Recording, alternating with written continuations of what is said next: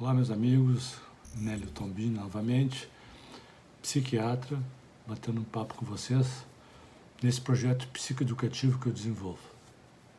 Vou conversar hoje para os leigos, né, evidentemente, não é uma aula de psiquiatria, sobre transtorno bipolar, doença bipolar, isso que está muito na moda e se fala muito, os bipolares. O que é isso mesmo? Assim? Antes de eu falar do que é o bipolar, eu quero dizer o seguinte, assim, que temos muito preconceitos contra os sofrimentos de origem psiquiátrica mental. Todos nós temos preconceitos. Tipo assim, esse cara hoje está muito na moda, esse cara é um bipolar, né? Ele é bipolar, né? Como se isso é uma linguagem ofensiva, né? Existe muito disso, a gente escuta muito sobre isso. Agora, uma pergunta que eu faço para vocês que estão me escutando assim, vocês teriam um preconceito contra um diabético? Contra uma mulher com TPM, ou contra uma pessoa com enxaqueca, ou uma pessoa com pressão alta? Vocês teriam preconceito? Talvez não, né? Então, olha a sacanagem, né, que nós, como sociedade, fazemos com as pessoas que têm problemas psicológicos, psiquiátricos. Nós falamos mal deles, né, apontamos o dedo desqualificando, e as pessoas que têm problemas, às vezes, não procuram ajuda de um psiquiatra, de um psicólogo, porque tem medo de ser taxada como louquinhas, né? E se buscam ajuda, e se tomam remédio, ficam com medo também de falar. Então a pessoa, olha que coisa ruim, a pessoa está doente e não consegue falar com os próximos no trabalho, os amigos, do seu sofrimento, porque ela tem medo de ser rechaçada, tem medo de ser execrada.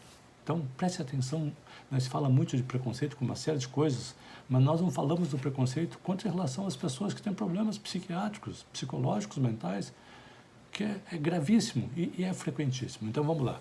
O que é mesmo assim, né, esse transtorno bipolar? Antigamente, vocês já ouviram falar, os mais velhos chamavam-se assim de transtorno ou doença maníaco-depressiva. Olha que interessante assim. O que é basicamente? É uma alteração do humor, né? O nosso humor se altera, e se altera em decorrência de problemas químicos, de problemas genéticos, de problemas assim. Então é uma doença lá do cérebro, né, da bioquímica do cérebro, não é uma coisa que a pessoa adquire porque teve uma vida mais sofrida, não. Isso tem que ter uma base genética, isso é muito importante. Para vocês terem ideia, assim, há 30 anos atrás eu trabalho na Santa Casa de Porto Alegre, eu criei na Santa Casa um serviço ligado a isso, que na época chamava-se Serviço de Doenças Afetivas. Antigamente a gente usava doenças afetivas, hoje chama-se transtornos ou doenças do humor. O diagnóstico é difícil para nós psiquiátricos fazer, para os psicólogos pior ainda, porque eles lidam menos com essas doenças psiquiátricas. Por que é difícil? Nós não temos exames para fazer diagnóstico na psiquiatria, é tudo subjetivo, não tem ressonância magnética, exame de sangue. Então nós temos que ter feeling, experiência, então é muito difícil, né? Muitas vezes esse diagnóstico passa na nossa cara e a gente não faz. Por quê? Porque a doença bipolar, ela assim, ela tem uma graduação, mas ela sai de 1 e vai a 10. 10 quando a pessoa está enlouquecida, 9, 8. Até o porteiro do prédio faz o diagnóstico. Agora, quando a pessoa tem sintomas que eu vou chamar no nível 1, 2, 3, isso é uma criação minha para vocês entenderem. Às vezes passa batido, a pessoa carrega uma vida, um fardo na vida e não se dá conta que está doente. E nós, psiquiátricos, também não fazemos o diagnóstico quando a pessoa está numa escala menor de doença. Então, olha como esse negócio é difícil, assim, né? Então, nós temos dois riscos, né, para os psiquiatras, de não diagnosticar ou diagnosticar errado, né? Fazer, às vezes, um diagnóstico que a pessoa tem um outro problema lá, psicológico, problema de personalidade, e a gente acha que é bipolar. Então, olha, temos esses dois riscos. Eu nem vou falar nos clínicos, neurologistas, ginecos, porque eles têm muito menos capacidade de fazer esse diagnóstico, porque não é a formação deles, evidentemente. Então, o que a gente observa, assim, para o leigo entender uma pessoa que pode ter esse diagnóstico de transtorno bipolar? O transtorno bipolar, imagina o seguinte, que o nosso humor, então, oscila. Para baixo, a pessoa ficaria deprimida, abatida, triste. E quando passa do ponto, ela fica, que a gente chama maníaca ou hipomaníaca. Esse é um termo científico, um termo da psiquiatria. Então, ela fica excitada. A parte de baixo, quando ela está deprimida, é mais fácil de fazer o diagnóstico, porque a gente percebe claramente, o paciente se sente mal e quer ajuda quando ele está deprimido. Agora, quando ele está com a parte de cima, o que aparece, assim, para vocês prestarem atenção? A pessoa fica mais excitada, a pessoa fala muito, fala demais, o pensamento dela é rápido, às vezes ela pula de um assunto para o outro sem se dar conta, não consegue se concentrar, ela faz excessos na vida. Então, tudo que ela faz pode ser excessivo, gasta demais o que não tem, fala demais, às vezes a vida sexual também é excessiva, né? Não dorme, às vezes dorme pouco, porque o pensamento não para de funcionar a noite inteira, como se fosse um motor em alta rotação. Então, assim, são algumas dicas, assim, né?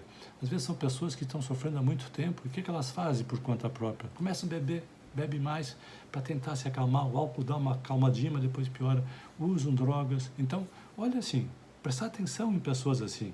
Às vezes a gente confunde com o transtorno de atenção, né? Hiperatividade, com déficit de atenção. Ah, ele é hiperativo. Não, às vezes ele tem essa doença, que é um transtorno bipolar. Então, na dúvida, leve para um psiquiatra, conte isso, né?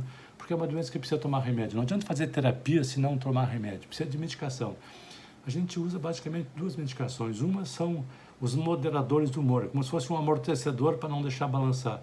O que mais vocês conhecem é o lítio, que é um remédio maravilhoso, ele é extraído da natureza, ele não vicia, não dá dependência, não dá sono. Só para vocês saberem, tomar lítio é bacana, não é quem toma lítio é louco, não. Lítio é um remédio maravilhoso para o transtorno de humor. Cuidado que nós temos que ter, se a pessoa está para baixo, está deprimida, se a gente às vezes dá um antidepressivo para levar o humor para cima, se a pessoa tem esse transtorno bipolar, às vezes passa do ponto e a pessoa fica eufórica, agitada. Então, olha como é difícil. Estou dando essas dicas assim também para desmistificar um pouco essa história do transtorno bipolar. Isso pode ser feito também assim, né? Hoje em dia a gente tem trabalhos assim, está se fazendo online, os psiquiatras também atendem online, e pode às vezes até online fazer esse diagnóstico e mandar lá uma receita e tentar tratar o paciente. Importante assim, tem muita gente com transtorno bipolar. Tem figuras públicas com transtorno bipolar. Um deles foi Ulisses Guimarães, que já faleceu, que ele revelou. Provavelmente o outro que tinha transtorno bipolar, eu estou dizendo, porque não conhecia, não quero também ser grosseiro, foi o nosso ex-presidente Jânio Quadros.